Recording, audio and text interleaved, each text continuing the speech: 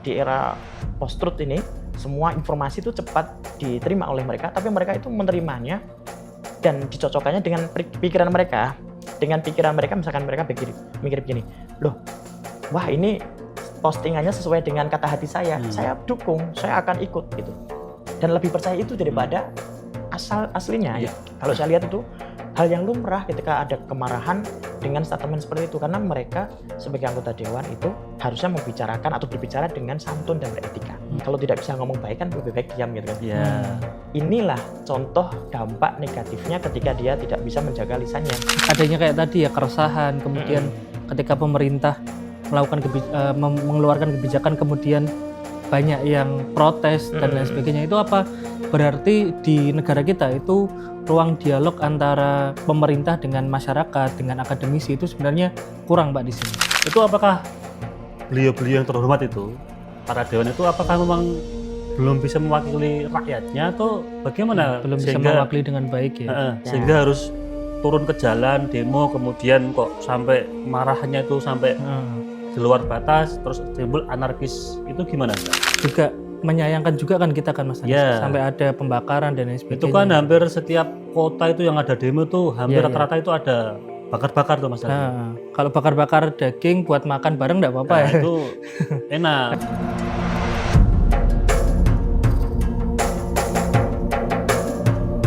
Assalamualaikum warahmatullahi wabarakatuh. Alhamdulillahirabbil alamin wa bihi nasta'in ala umurud dunya waddin. Sayyidina wa maulana Muhammadin wa ala alihi wa sahbihi ajmain. Rabbi shrah li sadri wa yassir li amri wahlul 'uqdatam min lisani yafqahu qawli amin. Pemirsa MCT TV, para penonton, sahabat ngopi dan pendengar RDI dimanapun Anda berada. Pertama-tama mari kita panjatkan syukur kita kehadirat Allah Subhanahu wa Ta'ala, yang mana pada kesempatan kali ini kita bisa berjumpa kembali di acara ngopi ngaji online perkara Islam. Kedua kalinya sholawat dan salam semoga tercurahkan dari Nabi Agung kita Nabi Muhammad SAW. Semoga mahabbah kita kepada baginda Rasul dapat memudahkan hidup kita di dunia dan kelak di yaumil qiyamah kita mendapatkan syafaatnya. Amin amin ya rabbal alamin. Pemirsa MCT TV, para penonton, sahabat ngopi dan pendengar RDI dimanapun Anda berada. Alhamdulillah kita bisa berjumpa kembali di program ngopi ngaji online perkara Islam. Dan malam ini kita sudah sampai di episode yang ke-242. Nah, seperti biasa pada episode kali ini saya ditemani oleh teman ngopi saya, ini ada Mas Aldi. Assalamualaikum Mas Aldi. Waalaikumsalam warahmatullahi wabarakatuh. Sehat Mas Aldi? Alhamdulillah sehat. Mas Anies gimana kabarnya? Alhamdulillah sehat. Alhamdulillah sehat. Kita ketemu kembali Mas Aldi. Ya, ini juga kita ketemu lagi nih. Sama siapa ini? Sama Ustadz Sholihul Hadi. Oh, atau yang biasa kita panggil Ustadz Icul. Yang biasa dipanggil oleh jamaah itu Ustadz Icul itu ya? Iya. Nama apa kesayangan? Nama akrab. Nama panggung atau nama apa itu Ustadz? Nama panggung. Nama panggung. Ya. Nama pena lah istilahnya. Kalau namanya asli itu Ustadz Sholihul Hadi. Tapi kalau panggilan nama panggungnya, nama kerennya adalah Ustadz Ihul. Cuman orang bacanya tuh Ucul. Oh gitu. Ya, dulu kan gini loh, gara-gara ada yang jengkel sama saya. Oh, dasar Icul ya gitu. Terus akhirnya kok jadi terbawa gitu. Terus akhirnya kok Icul ya. Lebih cocok itulah. Terus di depannya kasih Ustadz itu ya. Nah, Mas Aldi, ini beliau sudah rawuh di tengah-tengah kita. Kira-kira malam ini kita mau bahas apa? Ya, ini mungkin sepekan yang lalu kita kan ada peristiwa nih Mas Anies di Indonesia nih khususnya, yaitu demonstrasi ya terkait dengan Dewan kita perwakilan rakyat dan apa yang didemo karena beberapa hal, dan itu yang didemo juga apa terkait dengan kebijakan-kebijakannya kan. Nah kita akan membahas tentang aspirasi anarkisme dan masa depan demokrasi kita yang kemarin gitu. Kita kan demo juga kan, itu kan bagian dari demokrasi kita juga. Oh, Mas Aldi ikut demo juga? Enggak, saya mungkin di medsos saja. Oh, berarti ini kita bahas tentang bagaimana kita bisa memberikan aspirasi yang baik gitu Mas Aldi ya? Iya, apalagi kemarin kan banyak anarkisme yang apa juga menyayangkan juga kan kita kan Mas Anies. Sampai ada pembakaran dan lain sebagainya. Itu kan hampir setiap kota itu yang ada demo tuh hampir rata-rata itu ada bakar-bakar tuh Mas Aldi. Kalau bakar-bakar daging buat makan bareng enggak apa-apa ya. Itu enak. Tapi kalau yang kemarin kan kasihan kan banyak Iya, fasilitas banyak umum yang korban. rusak itu kan. Bahkan ada korbannya juga kan Mas Anies kan. Nah, kira-kira itu kan itu apakah memang sesuai dengan aturan yang ada atau memang sudah melebihi batas kan sudah merusak fasilitas umum, kemudian ada juga korban jiwa. Terus apakah saking meluapnya emosi rakyat, masyarakat sehingga demonya itu jadi di luar batas sampai seperti itu Mas Aldi. Karena kan juga mungkin rakyat kan ada yang merasa bahwa keadilan kita itu agak berkurang juga kan, kayak nggak ada lah keadilan di negara kita. Makanya kan kemudian adanya demo itu kan kemungkinan karena rakyat itu merasa nggak adil nih, masa DPR yang kerjanya kadang dicitrakan itu tidur dan lain sebagainya kok 3 juta per hari itu tunjangannya kan. Ya, jadi secara nggak langsung kan juga. rakyat itu lagi ekonominya lagi Iya, lemah, lagi lemah juga. down, tapi kok pejabatnya tuh malah naik gaji itu kan gitu ya. Iya, padahal kemarin ada efisiensi juga ya kan. Loh, Iya. kok ini malah dinaikkan. Ya itu mungkin yang menjadi kemarahan masyarakat juga. Nah, kira-kira gimana Ustadz menyikapi bagaimana kita bisa menjadi masyarakat yang baik ketika menyampaikan pengen aspirasi juga yang baik, nggak usah anarkis gimana Ustadz? Baik, saya sapa dulu pemirsa. Oke. Iya. Assalamualaikum warahmatullahi wabarakatuh. Waalaikumsalam warahmatullahi. Alhamdulillah wa syukurillah ala kulli ni'amillah wassalatu wassalamu ala rasulillah sayyidina Muhammadin ibn Abdillah la haula wala quwata illa billah amma ba'd. Para pemirsa MAJT TV dan juga para pendengar Radio Dais dimanapun Anda berada, alhamdulillah kita bisa bertemu lagi dan di sini luar biasa bertemu dengan host dan co-hostnya yang keren-keren ini yang selalu memotivasi kita semuanya dan selalu memberi informasi yang menarik begitu ya Mas Andi. Bahkan tadi saya mendengarkan mereka berbicara, saya pikir menghibai saya. ternyata bukan menghibai saya, tapi menghibai orang-orang yang ada di sana. Di gedung dewan, kemudian ada yang juga menghibai di lapangan ya tadi. Tadi saya kalau tidak salah mendengar tentang adanya demonstrasi, betul ya? Demonstrasi yang terjadi di Indonesia pada pekan-pekan yang lalu, pada waktu yang lalu. Kenapa sampai se-chaos itu ya waktu itu? Kenapa sampai separah itu, hebat itu marahnya?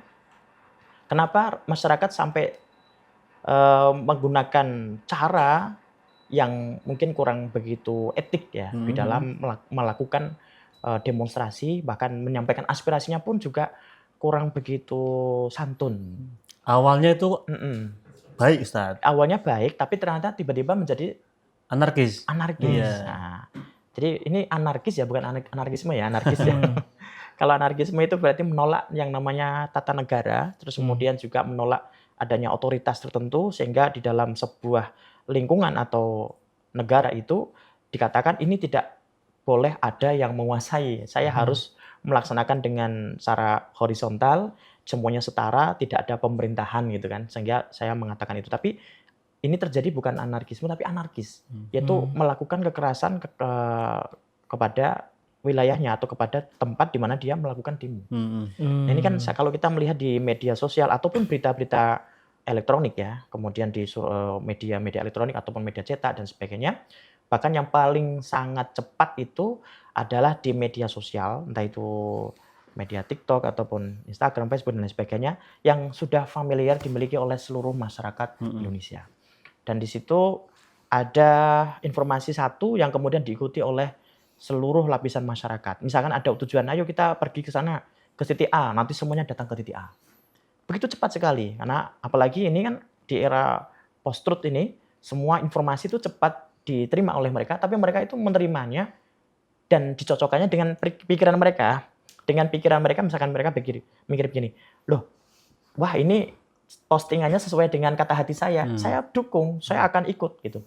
Dan lebih percaya itu daripada aslinya gitu. Misalkan objeknya itu adalah B misalnya, tapi si orang ini yang memberikan informasi itu menggunakan A, sehingga yang itu cocok dengan yang membaca. Akhirnya dia ikut ini tadi, ayo.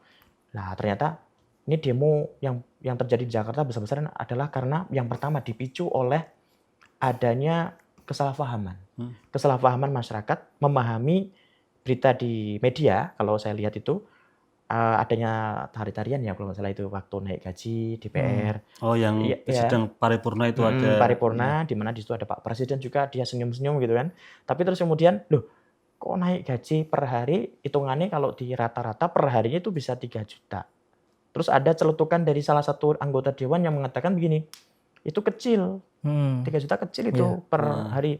Saya aja bisa 1 jam 3 juta gitu kan. Kalau ngartis gitu kan katanya. Nah, itu yang memicu kemarahan rakyat. Kalau saya lihat itu hal yang lumrah ketika ada kemarahan dengan statement seperti itu. Karena mereka sebagai anggota dewan itu harusnya membicarakan atau berbicara dengan santun dan beretika. Kemudian kalau tidak bisa ngomong baik kan lebih baik diam gitu kan. Bahkan itu disebutkan di dalam sebuah riwayat, sebuah hadis itu kan, man kana yu'minu billah wal yaumil akhir falyaqul khairan aw liyasmut. Inilah contoh dampak negatifnya ketika dia tidak bisa menjaga lisannya. Tidak bisa falyaqul khairan, berarti lebih baik diam, tapi dia malah justru bicara di media dan kemudian di-share oleh seluruh media-media gitu. Akhirnya dibaca oleh seluruh lapisan masyarakat. Ingat, sekarang ini, zaman digital ini, itu seluruh masyarakat sudah melek berita. Mungkin mereka lebih cepat melek berita atau dapat membaca berita dengan cepat daripada yang dulu-dulu. Tetapi itu tadi yang harus kita garis bawahi adalah lebih selektif lah dalam membaca berita. Tapi karena kemarin-kemarin sudah ada banyak demonstrasi, gitu, di Pati ada demonstrasi melawan kenaikan pajak sampai 250%, kemudian PBB itu ya, sampai akhirnya minta bupatinya turun, gara-gara bupatinya menantang adanya demonstrasi dan sebagainya. Ini kan sesuatu yang sangat terbuka dalam era digital, ini sangat terbuka sekali, dan mereka itu boleh melakukan memberikan aspirasi, melakukan demonstrasi. Itu diperbolehkan di dalam aturan undang-undang ada itu, undang-undang nomor 9. Artinya kan itu demo boleh. Boleh sekali. Terus apakah kemarin itu sudah melampaui batas atau gimana, Ustaz? Kalau kita lihat itu hampir mirip 1998, bahkan mungkin lebih ngeri lagi gitu kan. Kalau di situ kan di 1998 waktu itu saya masih siswa juga. Saya baru lahir. Oh ya, baru lahir ya. Kalau Mas Anies berapa tahun? Lupa, Tat. Lupa ya. Paling enggak ya itulah baru lahir juga ya. Di situ itu kita lihat ada penjarahan juga. Tapi yang dijarah itu bukan pejabatnya. Yang dijarah itu rumah di sekitar, entah itu Chinese yang kaya-kaya itulah kesempatan aji mumpung ya. Dia kalah judi online, kemudian kalau dulu belum ada judi online, mungkin kalah bandar gitu kan, atau mungkin dia lagi banyak utang, ada banyak masalah, tiba-tiba di situ ada banyak toko-toko kelontong yang terbuka karena orangnya juga di situ, atau mungkin lari ya, akan ramai terus dijarah semua itu, ada beras, ada minyak goreng dan sebagainya. Sekarang terulang. Tapi yang sekarang ini justru lebih terorganisir. Jadi bagaimana, siapa sih yang akan dijarah?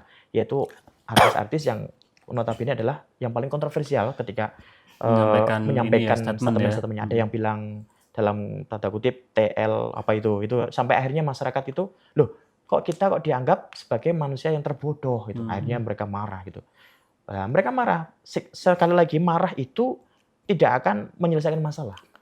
Maka dulu wasiat yang disampaikan oleh Rasulullah kepada Abi Darda, yang kemudian diwasiatkan kepada seluruh kaum muslimin, wasiatnya begini, la taghdab walakal jannah, itu wasiat Rasulullah kepada Abi Darda awalnya. Karena pemarah waktu itu kan.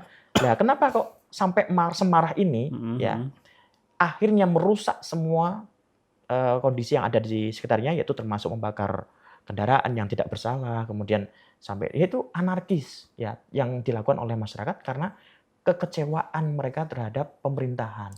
Sekali lagi, kalau seandainya pemerintah itu mengingat niat awalnya ketika disumpah, dilantik menjadi pejabat gitu kan, demi Allah ya, demi Al-Quran misalkan, itu dia pasti akan ingat bahwa tujuan dia memimpin sebuah negara itu kan karena amanah, tanggung jawab. Dan itu sudah pasti ada pertanggungjawaban di hadapan Allah dan masyarakat. Dan pertanggungjawaban ini di situ ada yang namanya parlemen ya, kemudian yang mewakili masyarakat seharusnya. Tapi justru yang menjadi wakil dari rakyat ini ternyata sudah mulai tidak dipercaya lagi.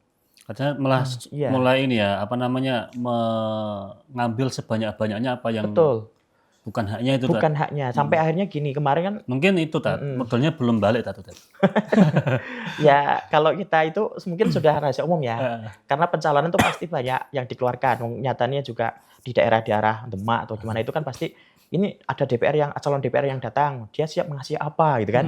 Ngasih tanah satu dam atau bangun jalan. Kemudian ada yang ngasih sembakau.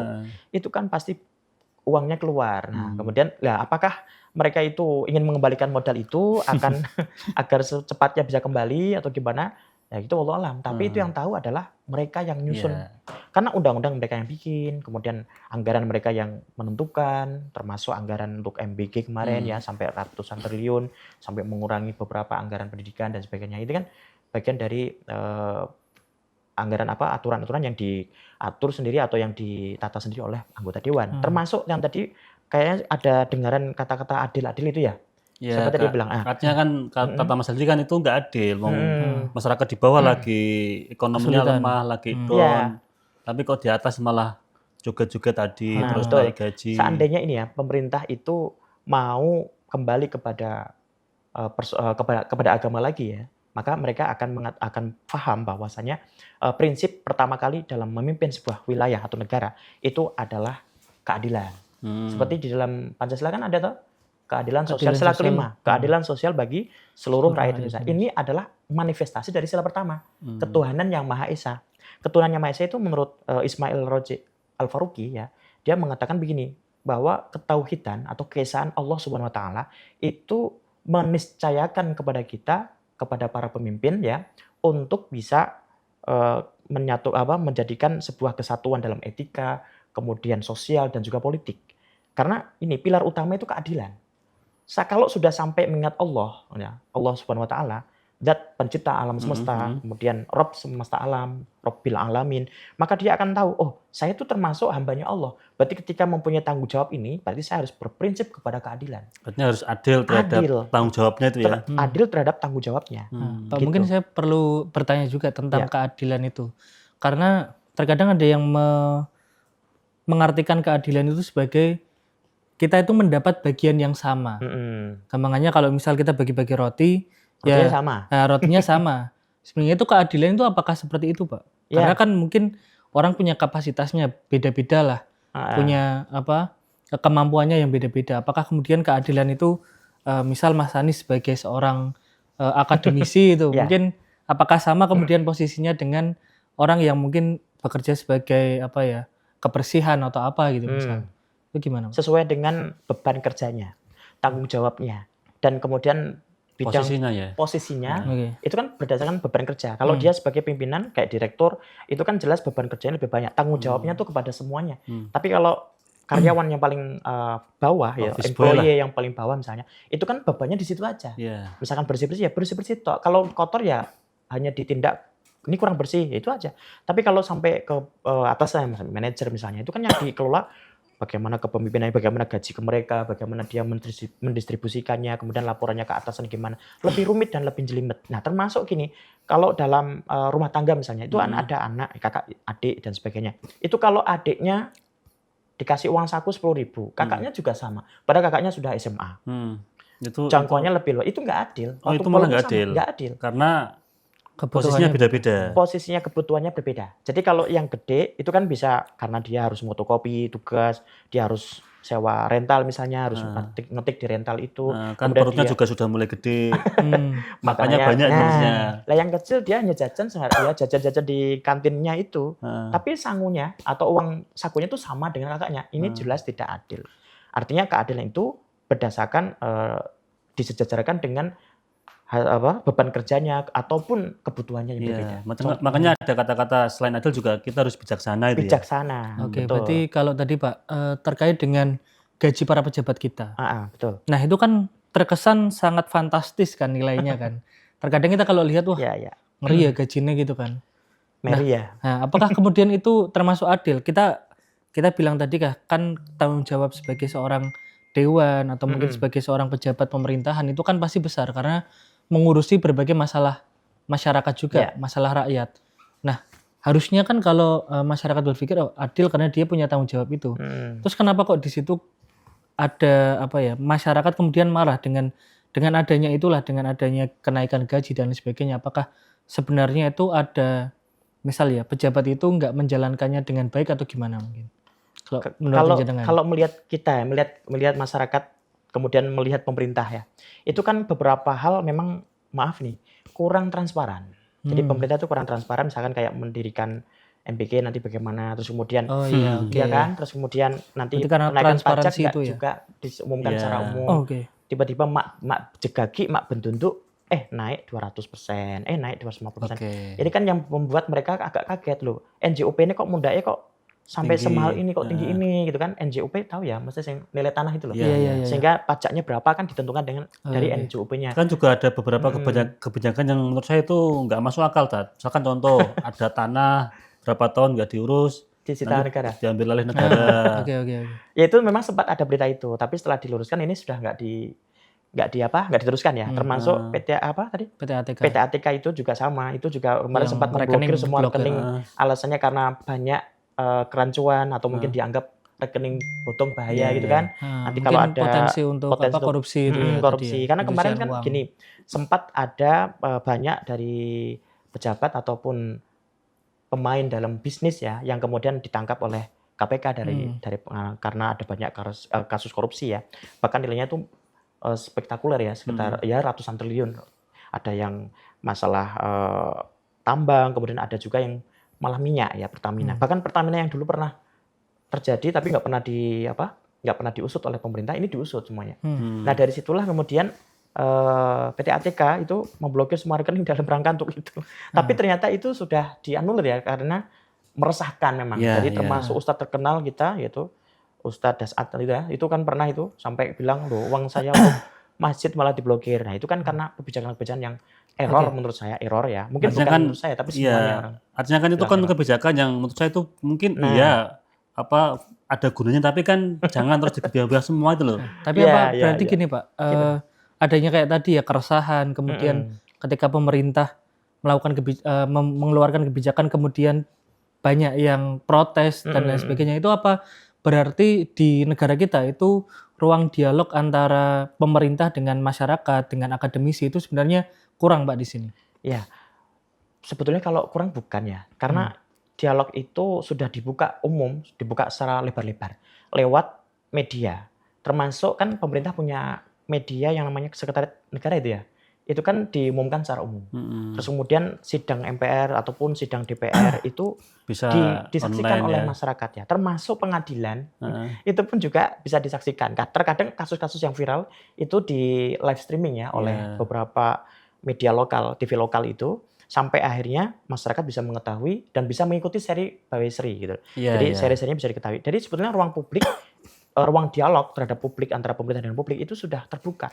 Hanya saja ada keterputusan gitu, penyampaian terhadap pemerintah gitu. So, misalkan kasus di sekarang ini kan ada beberapa yang di DPR belum di ACC, misalkan contoh ada usulan untuk UU perampasan aset. Itu belum dikelirkan oleh mereka, tapi justru malah lebih disibukkan dengan urusan yang lain, bahkan urusan yang hanya untuk mementingkan kebutuhan mereka. Jadi yang lebih urgent malah nggak disegerakan, yang biasa saja malah disegerakan. Nah, gitu. Kan ya. Justru kan itu yang bikin masyarakat jengkel. Jadi keterputusan itu. Tapi ini kita lihat itu semenjak Pilpres kemarin. Jadi sebelum Pilpres sampai Pilpres dan sampai sekarang itu kan masyarakat tuh ini pengen panas terus. Nggak tahu masyarakat yang sebelah mana. Tapi yang terjadi memang kita lihat faktanya di kota-kota ya, di Kebumen, di Surabaya, bahkan di Semarang sendiri itu kemarin juga di Jalan Pahlawan tepatnya itu ada chaos ya, walaupun tidak seberapa bila dibandingkan dengan Intinya Jakarta. ada bakar-bakaran. Ada bakar-bakaran mobil. Nah gini Tat, kan demo itu kan dalam rangka untuk bagaimana itu menyampaikan aspirasi dengan pemerintah ya. Padahal kan kalau ngomong aspirasi itu kan kita rakyat punya wakil dewan kan, namanya aja DPR kan, Dewan Perwakilan Rakyat itu kan. Itu apakah beliau-beliau yang terhormat itu, para dewan itu apakah memang belum bisa mewakili rakyatnya atau bagaimana? Belum bisa mewakili dengan baik ya. Sehingga harus turun ke jalan, demo, kemudian kok sampai marahnya itu sampai di luar batas, terus timbul anarkis. Itu gimana Ustaz? Jadi gini, kita kembalikan kepada personal. Jadi masing-masing dari pemimpin kita, yaitu para Dewan Perwakilan Rakyat yang terhormat, itu seharusnya kan mengingat kembali tujuan awalnya adalah untuk kebaikan atau untuk kemaslahatan umat kan gitu ya.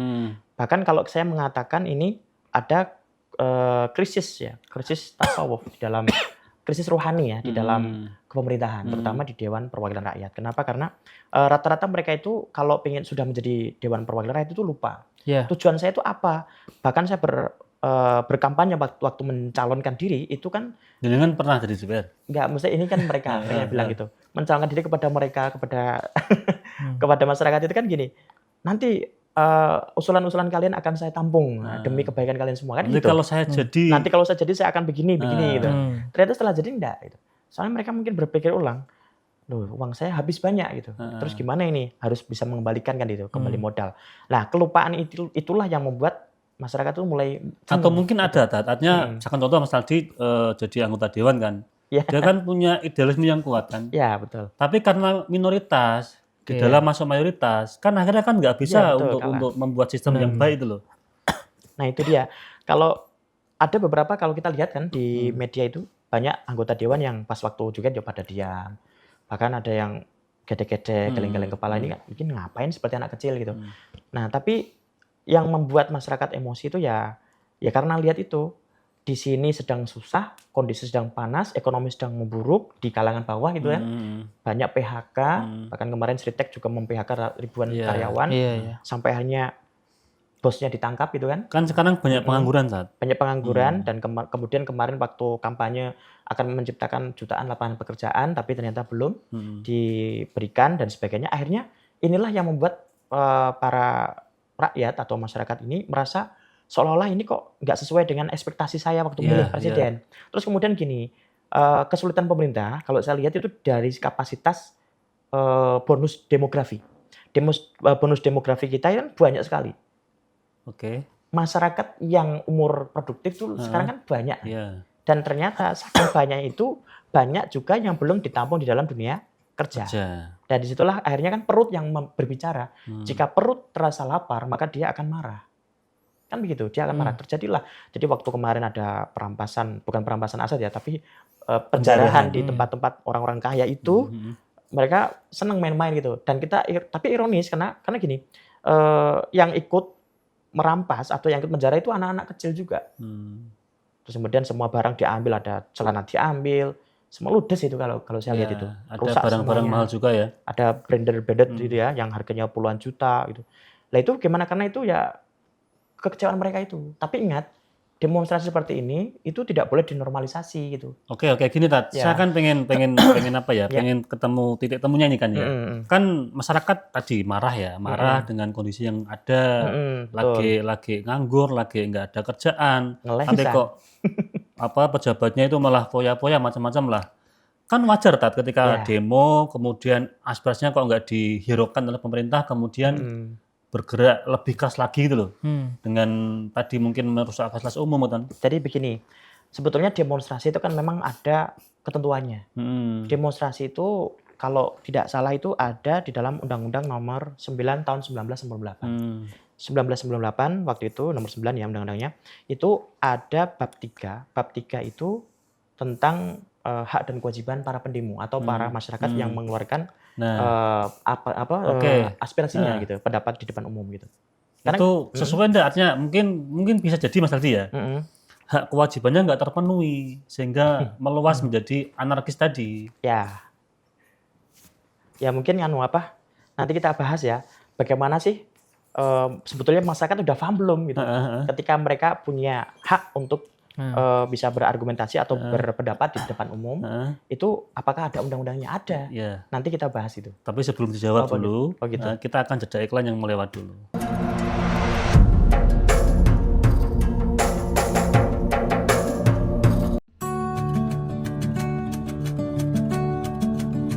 Berdiri megah di bagian tengah Pulau Jawa, inilah Masjid Agung Jawa Tengah. Tak sekedar menjadi tempat ibadah, namun juga destinasi religi yang asyik, bersejarah dan mendunia. Perpaduan budaya dari berbagai penjuru dunia seperti pada kubah Masjid ala Timur Tengah, minaret khas Semenanjung Balkan serta sentuhan arsitektur Jawa semakin menambah keindahannya. 6 buah payung raksasa, gerbang Al-Qanatir khas Kolosium Roma, serta area manasik dengan replika Ka'bahnya menambah kemegahan setiap sudut Masjid Agung Jawa Tengah. Menjulang setinggi 99 meter, puncak Menara Al-Husna menyajikan panorama kota Semarang yang menakjubkan. Tak lupa, museum yang semakin menambah wawasan kita tentang perkembangan Islam di Jawa Tengah.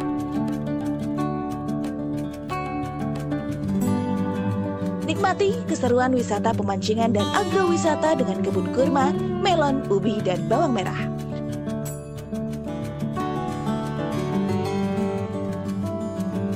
Tak perlu khawatir mencari penginapan. Hotel Geraha Agung siap melayani para pengunjung yang ingin beristirahat. Tersedia pusat olah-olah yang menyediakan berbagai souvenir dan kuliner khas kota Semarang. Mari nikmati wisata keluarga yang asyik dan seru di Masjid Agung, Jawa Tengah.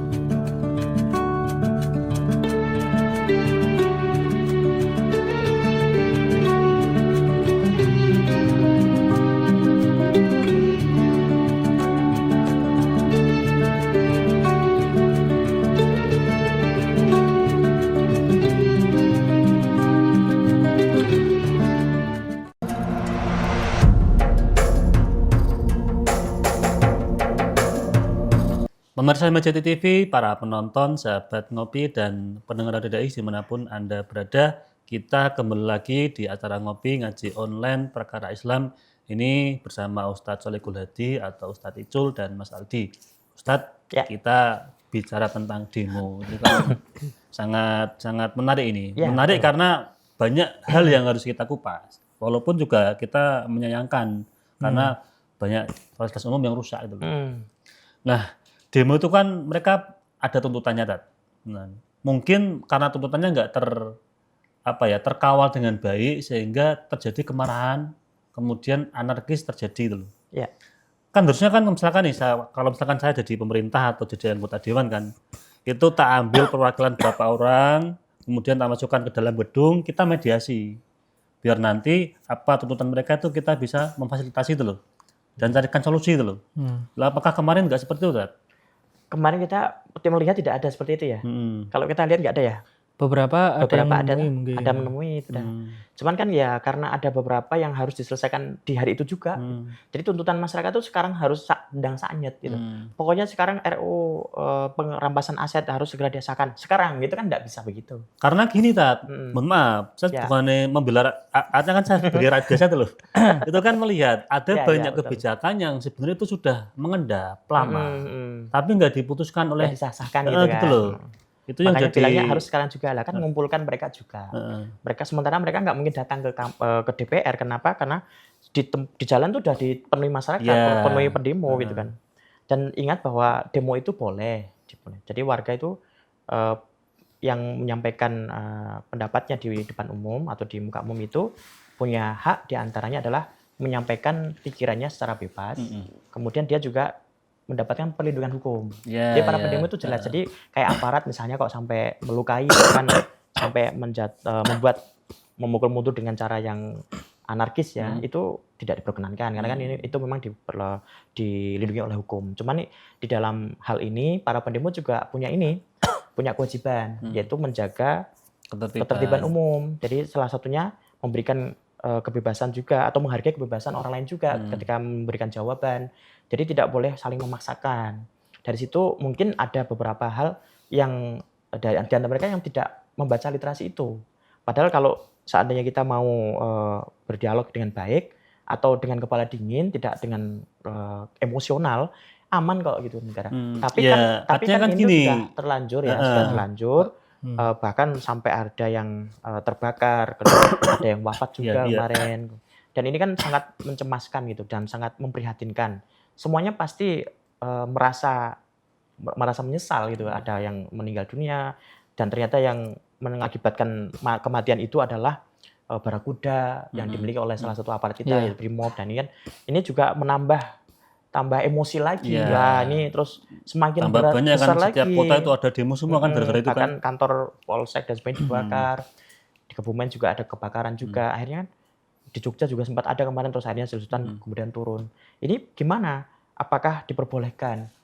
Sebetulnya kita itu kalau paham betul dengan nilai-nilai agama kita tanpa diimbau oleh para ulama ya, itu kita juga akan mengingat kembali seperti firman Allah, wala tufsidu fil ardi ba'da islahiha. Jadi jangan sampai kita itu membuat kerusakan di muka bumi yang telah diperbaiki Allah sebelumnya. Gitu. Fad'u khaufa wa tama'a. Kita berdoa kepadanya dengan rasa takut kita akan tidak diterimanya doa kita, dan toma'a kita juga berharap untuk bisa dikabulkannya gitu kan. Dan itu sudah artinya sudah dijelaskan ya, sudah dipelajari oleh kita semuanya. Jadi kalau kita kembali, makanya saya katakan tadi adalah adanya krisis rohani di dalam pemerintahan maupun di dalam masyarakat kita. Oke, ada Bukan hanya pemerintah tapi masyarakat dua juga. hal itu juga artinya krisis rohani semuanya. Iya, Baik pejabatnya ataupun rakyatnya. betul. Sehingga semuanya itu boleh dipecahkan tapi harus dengan kekerasan. Karena apa? Karena sudah tidak mau berpikir lagi. Oke. Pemerintah sudah tidak bisa dipercaya, masyarakat sudah tidak sabar. Iya. Akhirnya emosi meluap dan kemudian terjadilah chaos. Mungkin saya boleh menambah nggak Pak Ya, boleh, tentang silakan. kalau menurut saya itu Mm-mm. banyak yang naik ke pemerintahan yang jadi pejabat itu yang menurut saya itu sebenarnya nggak punya kompetensi. Betul. Karena kita lihat yang masuk ke sana itu biasanya orang-orang yang lebih populer. Dia populer sebagai mungkin artis atau public figure. Akhirnya kan yang kepilih adalah orang-orang yang populer tadi. Sedangkan mereka nggak melihat kapasitasnya itu seperti apa. Artinya Bukan kan dari yang tanggung paling bawah jawabnya ya. sebagai seorang anggota dewan seperti apa kan mereka nggak tahu tuh loh. Dan kalau kita lihat kan kita kan melihat karena masyarakat melihat secara kasat mata lah maksudnya. Dengan yang ada itu kan kita bisa melihat bahwa ternyata pejabat-pejabat kita itu nggak punya empati. Apalagi ada yang dikatain orang tertolol itu misalnya. Itu kan juga termasuk dia nggak tahu komunikasi gitu loh. Bagaimana komunikasi dengan masyarakat, bagaimana apalagi dia mewakili rakyat. Jelas ketika mengatakan seperti itu rakyat kemudian marah dan sebagainya. Tersinggung ya. Dan krisis inkompetensi itu kan kemudian yang sebenarnya inkompetensi itu kan sebenarnya lebih banyak membunuh daripada kriminal itu sendiri kan. Ya. Apalagi Jadi kalau berawal kita, dari ucapan, kemudian ada emosi, kemudian mengarahkan semua massa untuk ke acara demonstrasi dan di blow up ya. Jadi istilahnya kata-kata itu kemudian dijadikan sebuah motivasi untuk melawan kemungkaran menurut mereka. Akhirnya apa? bukan motivasi itu Pak, Apa? provokasi. Provokasi. Ya. Adanya provokasi berarti. Berarti masyarakat diprovokasi gitu ya. Iya. Artinya memotivasi mereka untuk melakukan Ya, demonstrasi tadi. Semangat sekali. Terus akhirnya terjadi itu dendam ya, sehingga rumahnya pun disambangi. Jadi sebenarnya itu saya termasuk orang yang awalnya itu loh Pak, itu mendukung gerakan itu. Karena tadi keresahan yang disampaikan Mas Aldi kan banyak yang dirasakan oleh masyarakat seperti itu.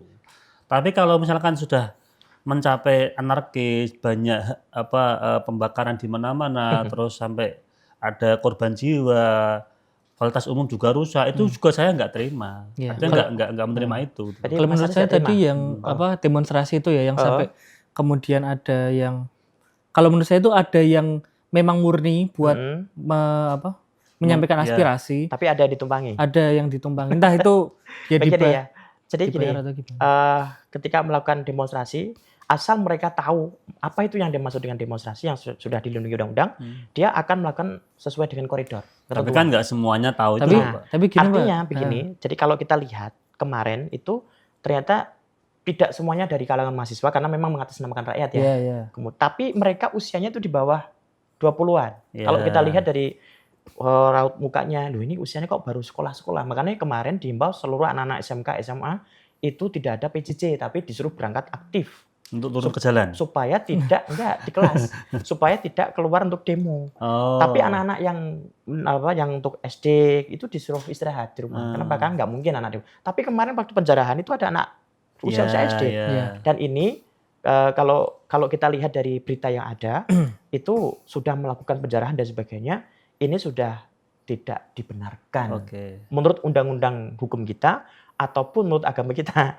Jelas itu sudah merupakan perbuatan yang merugikan orang lain, merampas, merampok ataupun menggosok kalau menurut bahasa santri. Tapi itu kan bisa juga menjadi efek jera ya Mas Aldi ya kepada para pejabat atau siapapun itu yang semenang-menang dalam menjabat atau memerintah itu loh. Sama seperti ketika ada seorang maling di kampung kemudian ketemu orang kampung. Remuk gitu kan, hancur semua badannya. Terus kemudian dia bilang, "Ben efek jera, biar orang-orang tidak akan maling." Kapok lah ternyata. Benar. Di statement itu betul, tapi perilakunya yang keliru. Tidak sesuai dengan norma gitu. Termasuk pejabat ini disatroni, kemudian rumahnya dirusak, barang-barang diambil, dijarah.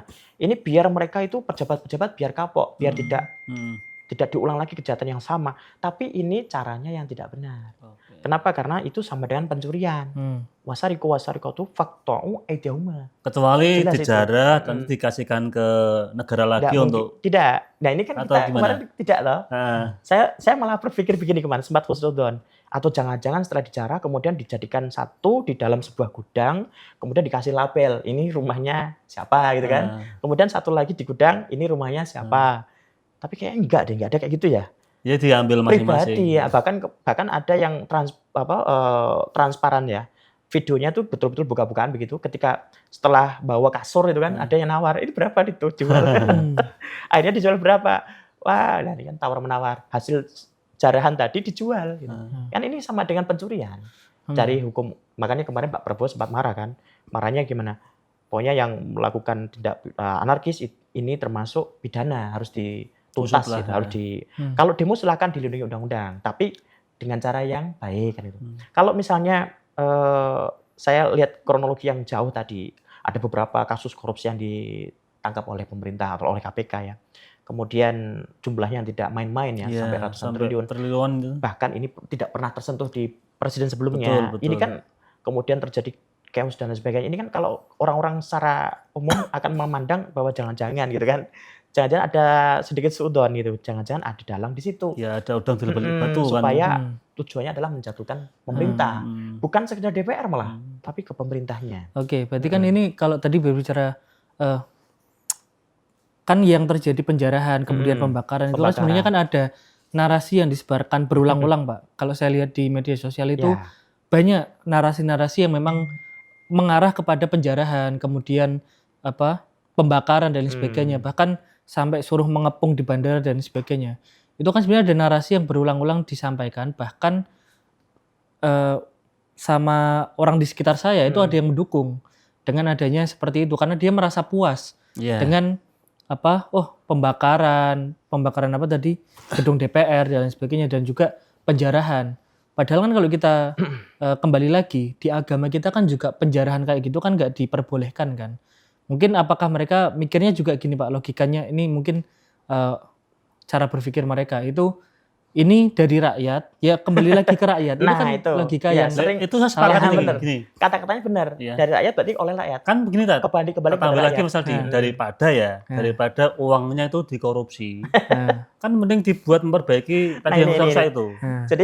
Jadi sering ada kata-kata gitu. Saya jarah ini sebagai ini di media sosial, komen-komen gitu loh. Komen-komen video itu kan bilang bagus itu, lanjutkan saja. Mantap. Itu uangnya rakyat itu. Dia beli pakai uang rakyat, ambil saja untuk rakyat.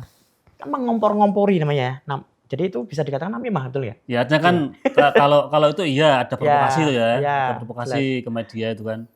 Tapi kalau yang tempat umum ya, itu kan tadi ada statement ya tidak apa-apa. Nanti kan juga diperbaiki pakai dana uang rakyat. Uang rakyat daripada dikorupsi malah nggak tahu nanti untungnya kemana kan. Padahal kalau kita membuat fasilitas tadi lagi dikorupsi lagi malahan. Ya bisa soalnya proyeknya bisa dikorupsi. Malah proyeknya ada proyek baru nih. Kalau masalah korupsi itu pasti ada celahnya ya. Mungkin bisa diambil dari siapapun dari bahkan kok bisa rakyat secerdas itu, atau jangan-jangan rakyat juga latihan korupsi kan gitu, nggak tahu juga. Kan sudah terbiasa dengan informasi atau berita korupsi Pak. Nah ya. Tapi harusnya gini, kalau saya mau ngambil kacamata terbalik, melihat kinerja pemerintah saat ini, seperti itu, banyaknya koruptor yang tertangkap, paling tidak kita itu harusnya mulai percaya, kita tunggu saja apa langkah-langkah beliau. Tapi kudu transparan dong, Artinya ketika ada koruptor tertangkap, terus ini korupsi berapa triliun atau berapa M kan harus jelas ini nanti dana ini mau dikemanakan loh. Itu kan juga nggak tahu. Kalau endingnya kemana? informasinya memang belum ada. Jadi Iya. misalkan kemarin yang disita berapa triliun yang uangnya ditata itu, Heeh. kan pernah lihat itu Iya, beritanya iya tuh. di berita ada. Itu juga belum tahu kelanjutannya ini uang untuk apa. Hmm. Tapi kemarin kan katanya pemerintah punya tempat untuk investasi namanya apa itu? Yang di Danantara. itu ada beberapa yang dimasukkan ke situ. Hmm. Atau mungkin tergantung dia korupsinya di bidang apa. Kan di daripada Pertamina, kebijakan baliknya di efisiensi kan Pertamina. banyak memotong anggaran itu kan, mending kan pakai dana korupsi Nah. itu kan, yang dikorupsi koruptor itu maksudnya. Kalau efisiensi itu justru rakyat tidak terkena sebetulnya.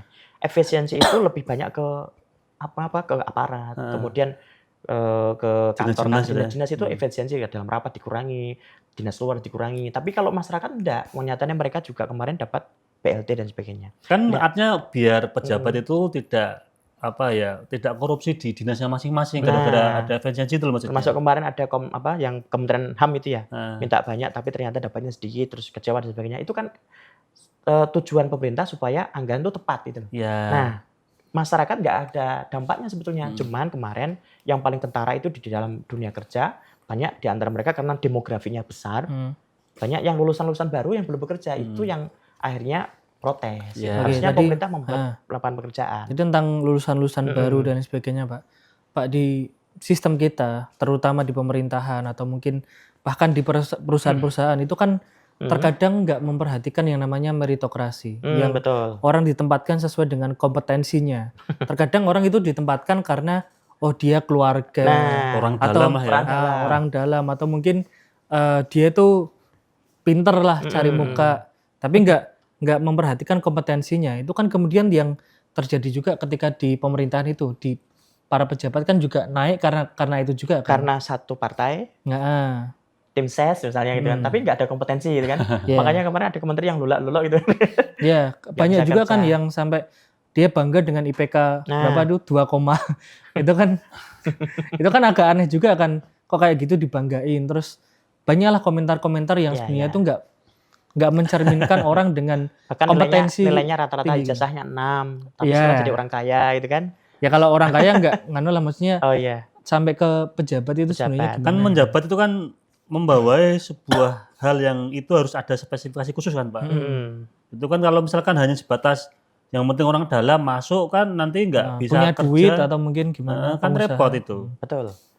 Wong mosok dia nggak bisa kerja kok disuruh kerja. Lah terus kembali ke masalah gaji itu tadi kan. Dulu kan di industri-industri lah gaji kan UMR ya, UMK gitu. Tapi ternyata income-nya Dewan kok lebih besar. Kalau kita lihat dari kinerja yang benar, itu jelas boleh-boleh saja income seperti itu. Cuman kan karena melihat kapasitas mereka ketika ditonton ya oleh masyarakat pas waktu rapat pada tidur ya kan, jengkel juga. Lah itu mungkin yang bikin emosi gitu. Terus kemudian ditambah cerita-cerita yang mengarah kepada perpecahan gitu kan. Ya seperti yang namimah tadi, bahwa kan Rasulullah tuh sering mengatakan namimah itu jangan dilakukan gitu. Nama itu gampangnya apa itu istilahnya itu? Namimah itu membuat sebuah kisah atau menceritakan sesuatu yang tujuannya itu untuk memecah belah, Mengadu domba domba. itu ya? mengadu domba. Bahkan Rasulullah sampai mengatakan ala unabbiukum bil adhu gitu. Ya an-namimah al-qalatu bainan nas. Jadi Rasulullah itu menyampaikan kepada para sahabat, kamu mau nggak saya kasih tahu apa itu namanya al-adhu? Oh, al-adhu adalah namimah. Namimah itu siapa? Namimah itu apa? Namimah itu adalah yang sebuah kisah atau menceritakan sesuatu yang membuat perpecahan di antara sesama manusia. Dan itu ternyata berdampak sangat buruk sekali terjadi sampai hari ini ketika kita melihat demonstrasi kemarin. Gitu loh. Terjadi bahkan bekas-bekasnya itu kelihatan gitu kan. Ya Allah Gusti, negara lain itu sampai menayangkan itu. Iya itu kan sampai Ya, sampai berita luar internasional negeri. itu. Betul. Ini kan malah jadi citra buruk. Terus kemudian kalau kita melihat sampai ke tokoh-tokoh pejabat kita yang disita dijarah gitu. Termasuk Menteri Keuangan itu kan sampai dijarah. Beliau kan mungkin banyak berita-berita yang disimpang siurkan. Contoh kemarin saya memang berbicara dengan salah satu pegawai GKN, Gedung Keuangan Negara di Kota Semarang itu. Kan kebetulan saya juga pernah ngisi di sana. Saya tanya kepada yang bersangkutan tentang guru adalah beban negara waktu itu ya. Ini ternyata enggak Pak, itu hoax itu. Setelah itu ditelusuri gorengan media ya. videonya diedit, terus dicek video aslinya dikasihkan ke saya. Oh ternyata ini, oh berarti bukan ya, enggak ada kata-kata itu. Terus kemudian yang kemarin sampai disatroni sama pendemo itu terorganisir. Masyarakat melihat loh jam 1 kok pada datang kan kayak pencurian. Iya. Dan di situ nggak ada angin, nggak ada hujan itu tiba-tiba langsung pada datang 100 orang, langsung kemudian lagi. Dan untungnya di situ memang ada satpam ya, jadi ada security sehingga dia langsung menyampaikan kepada kepolisian setempat gitu untuk supaya menjaga rumah beliau. Dan kalau kita lihat mereka selalu memberikan statement begini, ini korupsi, kita ambil uangnya gitu, kita sita atau kita rampas asetnya, dirampas oleh rakyat gitu kan. Padahal Ibu Sri Mulyani kan kalau kita lihat track recordnya beli rumah itu sebelum jadi menteri gitu. Contoh ya. Terus kemudian ada beberapa kemarin informasi ada di Amerika waktu itu beliau jadi petugas atau menjadi salah satu direktur ya di Bank Dunia. Iya toh? Waktu itu kan. Nah, dari situ kan berarti paling tidak kita tuh harusnya seneng kan. Oh, ada pejabat yang bagus, yang punya prestasi gitu kan. Malah justru disatroni gara-gara terkenal dengan sebutan emak-emak pajak gitu kan. Kan itu juga ya, mungkin ini Pak, dari nama itu ya. Soal kegiatan individunya atau privilege individu, kita nggak akan mempermasalahkan lah. Yang dimasalahkan kebijakan yang ditelurkan, yang dibuat itu loh oleh para pejabat biar nanti itu bisa pro kepada rakyat loh. Saya ngopi dulu ya. Monggo. Ya, ngopi dulu. Ini kayaknya penting sekali nih, harus Bismillahirrahmanirrahim. Karena kan ya kita tahu kan banyak kebijakan yang menurut saya itu kurang sesuai dengan kurang pro rakyat. Ya. Kurang pro rakyat. Tapi ngomong kopinya pas ini. Ya, ini kalau ini pro rakyat ini. Pahit-pahitnya pas ini. Iya. Seperti kehidupanku. Ya. Ya memang kalau kita lihat dari kebijakan-kebijakan beliau, ada pajak, naik pajak dan sebagainya, semua dipajekin, ada yang 11%, ada 21%. Dan itu ternyata ada syarat dan ketentuan berlaku. Jadi tidak semua rakyat yang kena pajak itu. Kalau saya lihat, tapi dipukul rata itu tadi. Makanya saya katakan di sini adanya chaos dan sebagainya itu diperankan atau dibantu, didukung oleh yang namanya An-Namimah tadi gitu. Karena ada yang menunggangi itu ya. Ya, jadi kan berita-berita atau boot-boot itu kan banyak itu. Jadi akun-akun yang bukan asli, fake akun, itu kan robot itu. Dan itu dikuasai oleh mereka yang tujuannya adalah untuk memporak-porandakan negara ini. Termasuk kan kemarin ketika Pak Prabowo ingin mencanangkan kemandirian, ya termasuk salah satu meneruskan programnya yang terdahulu, hilirisasi dan sebagainya itu kan sesuatu yang tidak disukai oleh luar negeri. Nah makanya di samping itu kok ini dilanjutkan ditambah dengan mafia-mafia yang tertangkap tadi. Tadi luar negeri maksudnya gimana Pak? Ya kebijakan Indonesia waktu melakukan hilirisasi kan ada beberapa negara yang dirugikan. Jadi seperti barang-barang atau hasil mentah itu tambang yang sudah dijual kepada luar negeri itu syaratnya harus mentah kan gitu. Ketika hilirisasi kan harus dijual setelah jadi gitu. Itu kan salah satu produk mereka, ternyata Indonesia sudah bikin sendiri. Nah, kan repotnya di situ. Mereka nggak ada tambahan gitu kan. Bahkan dulu pernah mau dituntut kan di Indonesia. Nah ini dilanjutkan, ditambah dengan hal-hal yang baru gitu. Termasuk penangkapan beberapa kasus korupsi yang ada di Indonesia. Jadi kondisi Indonesia yang sebenarnya kayak yang kacau ini sebenarnya menguntungkan juga untuk negara lain itu ya. Menguntungkan. Bahkan ketakutan ini kan akan terjadi seperti tahun 1998, jadi mana investasi diambil semua oleh investor dari luar negeri. Kemudian terjadi krisis moneter. Tapi kalau saya yakin untuk ini kan karena kita pengalaman ya tahun 98 dulu, semoga tidak terjadi. Cuman kita himbau kepada seluruh lapisan masyarakat agar ketika memberikan aspirasinya, yaitu ketika menyampaikan pendapatnya, ya melakukan demonstrasi itu harus sesuai dengan prosedur. Oke, gini Ustaz, aku juga sepakat lah dengan para pemuka agama ya. Kemarin juga katanya habis dipanggil Pak Prabowo ke istana atau ke rumahnya beliau itu kan. Ya. Terus habis itu semua pemuka agama, tokoh-tokoh agama itu menyampaikan untuk biar kondusif keadaannya, pada jamaahnya biar enggak anarkis ketika demo. Itu kan bagus. Tapi kan kalau misalnya itu kan hanya ke bawah, tapi ke atas. Kan tadi, kita katanya Pak Ustadz kan krisis rohani kan ya? Entah dari pejabatnya ataupun dari rakyatnya kan. Ya. Nah, kita kan punya tokoh agama itu kan. Itu kan bagaimana bisa memberikan serapan rohani biar nanti para pejabat atau rakyatnya juga bisa benar-benar punya mental spiritual yang bagus untuk memimpin dulu maksudnya. Jadi gitu Mas, ulama itu sebagai semacam mediator ya antara pemerintah dengan masyarakat. Karena kan mungkin masyarakat juga menghormati para ulama dan ustadz dan pemerintah juga gitu loh. Harusnya kan Tapi seperti itu. jangan tumpul Mas. Iya Artinya, benar. ke rakyat, ke jamaah juga oke lah kita himbau untuk damai. Karena kan tadi mediator kan berarti saling. Iya. Saling. Nah, Karena sampai detik ini, belum sampai hari ada ini ya? mungkin belum ada kan artinya statement dari pemerintah bahwa nanti akan memperbaiki kebijakan, akan memperbaiki aturan yang kemarin dia disampaikan yang tidak bagus itu kepada atau yang pro rakyat itu. Kan nggak ada, belum ada sampai detik ini. Cuman permintaan maaf sudah ada permintaan maaf. Iya. Jadi kayak Iya, DPR sudah oke. melakukan Mm-mm. permintaan maafnya kepada masyarakat lewat media, lewat akunnya. Bahkan lewat TV ya, TV Ya. swasta udah. Ya memang belum ada statement itu. Cuman kan pemerintah itu sudah ada staf khusus sendiri, Mm-mm. yaitu staf khusus bagian rohani. Kalau dulu Gus Miftah, sekarang diganti siapa itu? Ustadz Adi Hidayat kalau itu lah ya. nggak tahu. Nah itu kan itu yang tujuannya adalah selalu memberi nasihat gitu kan kepada pemerintah berkaitan dengan religi atau dengan agama. Iya.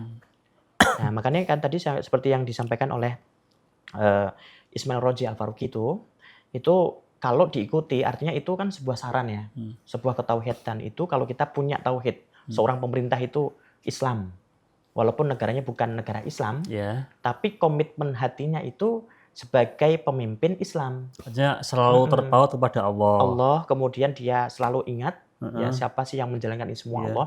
Terus kemudian pilar utamanya itu keadilan. Kalau sudah sampai situ rakyat akan diamankan. Artinya kalau ada rapat, kemudian ada diskusi itu yang dipikirkan tuh rakyat, bukan lagi kepentingan pribadi. Bagaimana rakyat bisa sejahtera, bagaimana rakyat bisa bisa sejahtera. makmur itu ya. Betul. Bahkan ini isu-isu tentang bangsa Indonesia nanti akan hancur 2030. Ini kan jadi sesuatu yang hampir-hampir gitu. Maksudnya artinya hampir dipercaya orang akhirnya. Kemarin kan hanya sekedar ramalan. Lah, dengan demonstrasi yang tidak terarah, artinya mereka kewajibannya nggak terpenuhi. Kewajiban pendemo loh, bukan kewajiban yang didemo.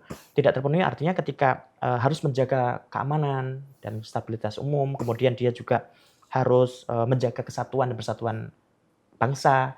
Ini kan akhirnya kan dilanggar semuanya akhirnya. Kenapa kok dilanggar? Nanti ada disintegrasi dan sebagainya. Kekhawatirannya di situ.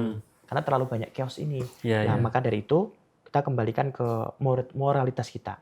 Maka ketika pemimpin kurang etis dalam menyampaikan sesuatu kepada masyarakat, masyarakat boleh menilai. Dan penilaian masyarakat itu ternyata sekarang tidak hanya sekedar menilai, tapi langsung melakukan dengan aktivitas nyata, yaitu melakukan. Berarti kalau misalkan nih Kemarahan ada gitu. pejabat yang omongannya tadi nyeleneh nggak jelas langsung dijarah atau gimana saat? Lah itu gara-gara ini terjadi, itu khawatirnya nanti seperti itu. Ketika nanti ada salah satu pejabat atau pemimpin kita lah mengatakan statement yang kurang baik, kemudian di demo nanti terus rumahnya diambil gitu. Rumahnya di sebelah mana? Di sebelah sana. Ayo kita ke sana semua gitu. Akhirnya begitu. Nah, ini repotnya di sana. Iya. Presiden buruk ini nanti. Makanya ini jangan dinormalisasikan, harus segera diakhiri karena ini melanggar hukum. Baik hukum bangsa kita sendiri ataupun hukum agama. Artinya kan harus diakhiri dengan berbagai pihak. Tidak hanya rakyat yang evaluasi, tapi juga pemerintah. Paling tidak pemerintah mengajak masyarakat berbicara. Jadi tidak sekedar memberi instruksi untuk mengatasi atau menangkap semua yang melakukan kriminal itu. Tapi ada kata-kata tambahan. Setelah ini kami akan mengajak masyarakat bertemu, gitu kan, makan bersama, misalkan kita dialog. Bukan masyarakat ke DPR saja, tapi presiden harusnya, presiden yang harus menyampaikan. Bahkan mungkin lingkup terkecil dari desa, dari kecamatan, dari kabupaten harus benar-benar evaluasi total. Paling bagaimana tidak itu bisa perwakilan menjaga. masing-masing daerah seperti pemimpin daerahnya kayak gubernur, kemudian wali kota atau bupatinya itu yang menyampaikan kepada masyarakat, yang langsung di garis-garis batas-batas wilayah tertentu. Jadi tidak langsung presiden, tapi presiden menyampaikan secara umum di media ataupun di mana, tapi ke bawahnya itu lewat pemimpin daerah. Tujuannya apa ya? Untuk memberikan edukasi terhadap masyarakat. Bolehlah melakukan demonstrasi, tapi harus sesuai dengan etika undang-undang yang berlaku. Salah satunya yaitu tadi menjaga keamanan dan ketertiban umum gitu kan. Tidak membakar, tidak menjarah. Kan itu kan kriminal gitu. Maka kalau ada di media sosial yang mengatakan ini sesuatu yang benar, ini benar, lanjutkan saja. Itu uang rakyat, itu korupsi. Provokasi ya. Itu provokasi. Jangan diikuti kan itu. Jangan diikuti. Karena yang asli misalkan dia itu adalah orang asli bukan akun fake, dia berarti berdosa jariah itu. Ya, artinya itu dosa besar kan, karena menggiring orang untuk berbuat yang tidak baik kan, kejahatan kan. Kalau kita mengatakan pemerintah keliru, silakan, betul, saya setuju, memang ada kekeliruan. Tetapi di dalam rangka kita melakukan usulan-usulan ke pemerintah, tentunya kita juga punya cara-cara yang etis. Oke, Ustadz, ini karena waktu Ya. kita dibatasi, sebelum diakhiri mungkin ada closing statement tentang tema malam ini, bagaimana kita bisa mengaspirasikan dengan baik tanpa anarkis. Ya, baik, para pemirsa dan para pendengar Radio Dais dimanapun Anda berada, kita melihat kemarin ya terjadi chaos yang luar biasa di antara masyarakat yang melakukan demonstrasi terhadap Dewan Perwakilan Rakyat, baik di tingkat pusat maupun daerah. Dan itu akhirnya berdampak buruk, yaitu adanya pengerusakan dan penjarahan di mana-mana, termasuk orang-orang target ya yang dijarah rumahnya, bahkan sesuatu yang barang-barang mahal kemudian diambil dan sebagainya. Dan ini tentunya menimbulkan keresahan kepada seluruh masyarakat yang ada di sekitarnya. Khawatirnya nanti juga dijarah. Demonstrasi diperbolehkan asalkan tetap memenuhi hak dan kewajibannya sebagai seorang pendemo atau orang yang melakukan aspirasi, menyampaikan aspirasi kepada pemerintah. Karena itu diatur dalam undang-undang. Tetapi ketika melakukan demonstrasi dengan cara yang sudah di luar nalar, yaitu dengan kerusuhan, penjarahan, dan sebagainya, ini akan menimbulkan masalah-masalah baru. Dan ketika menjadi masalah baru, maka yang dirugikan adalah bukan hanya pemerintah, tapi juga kita yang dirugikan. Bahkan bangsa kita itu akan dirugikan di tingkat nasional, di tingkat internasional. Semuanya akan merasa dirugikan. Termasuk keamanan yang tidak aman lagi, membuat para investor akan lari dari Indonesia. Jika memang Indonesia sudah kuat dan mandiri dalam perekonomian, maka seharusnya kita itu lebih bersyukur. Artinya kita boleh melakukan demo, tentunya dengan aturan yang berlaku, dan ingat jangan ada penjarahan lagi, karena itu bagian dari kriminal dan merupakan perbuatan dosa. Mungkin itu yang bisa kita sampaikan. Bolehlah kita berpendapat, tapi boleh juga kita menerima masukan. Terima kasih. Oke, matur suwun Ustadz, sudah rawuh memberikan banyak ilmu kepada kita semua. Mas Aldi, terima kasih ya. Iya, Mas Anis. Cukup ya, tidak Cukup, Mas ditambah Anis. ya. Oke, pemirsa Majati TV, para penonton, sahabat ngopi, dan pendengar Radio Dais dimanapun Anda berada. Demikian ngopi pada episode kali ini. Saya selaku host, berbela banyak salah, banyak khilaf, mohon maaf yang sebesar-besarnya. Haru kalam, assalamualaikum warahmatullahi wabarakatuh.